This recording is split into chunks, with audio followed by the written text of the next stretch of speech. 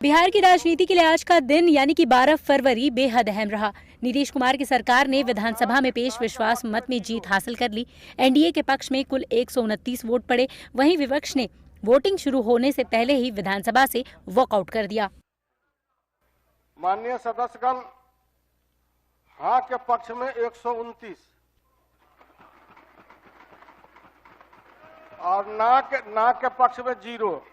माननीय सदस्यगण, कुल उपस्थित सदस्यों की संख्या के मतदान से यह प्रस्ताव स्वीकृत हुआ। यह सभा 129 है। देखो आप भी बैठे, अब 130 हुए, 130 माननीय सदस्य, कुल उपस्थित सदस्यों की संख्या के मतदान से यह प्रस्ताव स्वीकृत हुआ। यह सभा वर्तमान राज्य मंत्रिपरिषद में विश्वास व्यक्त करती है। एक तरफ मुख्यमंत्री नीतीश कुमार ने कहा कि हम अपनी पुरानी जगह आ गए हैं, लेकिन किसी को नुकसान नहीं पहुंचाएंगे। तो जब हम 15 में 7 निश्चय की बात हमने की तो आप लोग भी आए, तो कोई इधर उधर किया। 7 निश्चय मेरी आइडिया थी, किसी और का नहीं था। और जब मेरे साथ आ रहे थे तो स्वीकार किए और पहले गड़बड़ नहीं किए। और कुछ दिन के बाद हम देख रहे थे कि काम ठीक नहीं कर रहे हैं ये लोग, तब हमने फिर वापस इन लोगों का साथ दिया। और उसके बाद फिर 2020 में जब हमने 7 निश्चय 2 तय किया तो इन लोगों ने पूरा का पूरा साथ दिया और एक साथ उसको भी किया। और जब आप लोग आए तो 7 निश्चय 2 का काम हो रहा था, तभी क्लेम कर रहे हैं कि आप ही किए हैं। वहीं नीतीश कुमार ने बिहार में आरजेडी के पिछले शासन पर भी जमकर हमला बोला है। और 2005 से जब काम शुरू हुआ है और उसके बाद बिहार का कितना विकास हुआ है, और हमारे पहले इनके पिता को और इनकी माता को 15 साल तक काम करने का मौका मिला, तो क्या हुआ था बिहार में जी? क्या होता था? अरे शाम में कोई भी आदमी घर से बाहर निकलता था, आप जरा सोच लीजिए, और कहीं कोई सड़क था, कहीं कोई रास्ता था।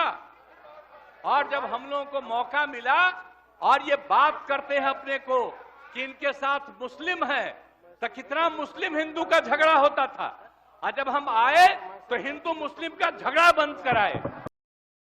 तो दूसरी तरफ बिहार विधानसभा में आरजेडी नेता तेजस्वी ने भी नीतीश कुमार के पाला बदलने पर तंज कसा है। आप कभी इधर रहते हैं, कभी उधर रहते हैं, ये तो सब लोग जानना चाहता है, सब लोग की इच्छा। आखिर क्या ऐसा हो गया कि आपको ये निर्णय लेना पड़ा? 2020 का हम लोग चुनाव जीत करके आए, मात्र बेईमानी के बाद 12,000 का डिफरेंस था पूरे महागठबंधन और एनडीए में। आप क्यों छोड़ के आए? आपने यही बोला था ना कि हम एनडीए इसीलिए छोड़ रहे हैं क्योंकि हमारे पार्टी को तोड़ा जा रहा है, हमारे विधायकों को प्रलोभन दिया जा रहा है।